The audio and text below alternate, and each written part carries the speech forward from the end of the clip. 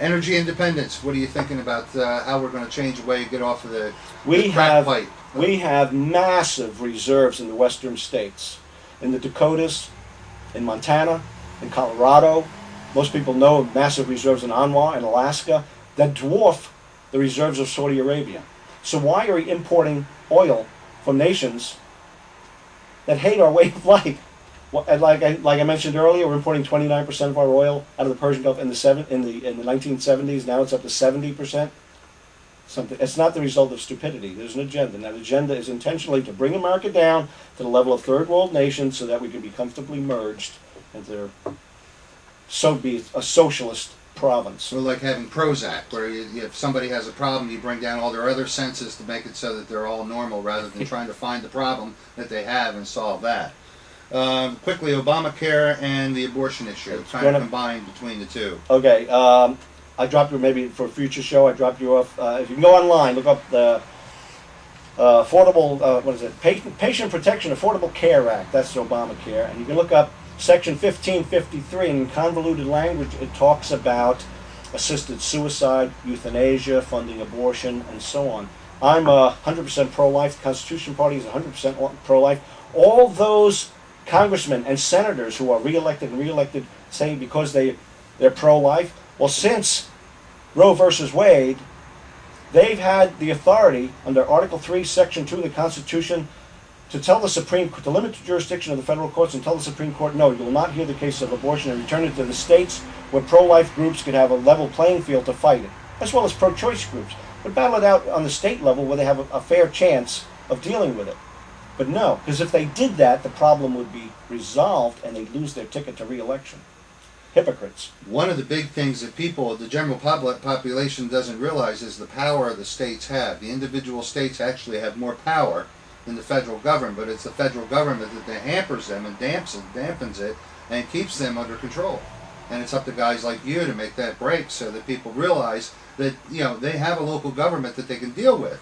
Those being elected to state legislatures need to be familiar with nullification, where if a federal law is deemed by the state to be unconstitutional, they're not required to follow it. Why should we be sending tax dollars to the federal government, to Washington, D.C., and then be hat in hand hoping to get some of that money back? Why not? Why just not send it? Why not just keep it here in the pockets of the taxpayers? That would stimulate the economy. No, of course it would. I'm all for tax cuts. Tax cuts on every level, and the way to accomplish that is by drastically reducing spending to constitutional levels. All right, we only have about a minute or so. We got a closing remark and some directions as far as those who are watching and listening now to find out more information about Peter Boyce. Okay, go to boyceyourchoice.com. I'll be speaking at Gloucester County Chamber of Commerce Wednesday, 11:30. I'll be speaking at the Cumberland County Economic Development Breakfast Friday at 8:30. You can call my campaign manager, Catherine, 609-501-3341. Here's a sign. See that catchy sign? I don't know if you can see the cartoon. Well, the donkey and the elephant are busted with their hands in the cookie jar. What's I say? Like I said, when I go to Congress, it'll not be to get along. It'll be to fight the good fight, to defend the Constitution. And I'll use the Constitution. I carry a copy with me all the time.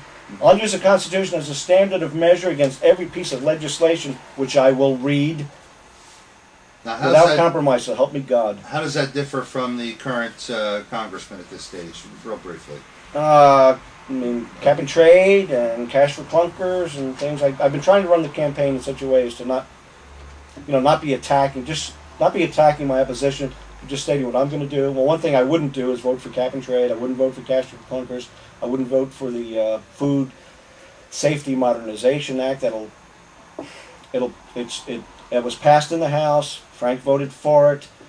It basically turns control over local food supply and seeds to the federal government, Department of Homeland Security, and the World Trade Organization. It's extremely dangerous. That's on my website of S510, the video about it. I gave a PowerPoint.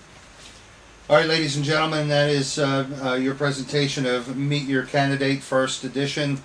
Peter Boyce has been our guest. Peter, thank you so much for coming in. Thank you, Richard. My pleasure. God bless you. Thank you. www.boyceyourchoice.com, B-O-Y-C-E, boyceyourchoice.com. This is Richard Hoch on Meet Your Thank you. Candidate.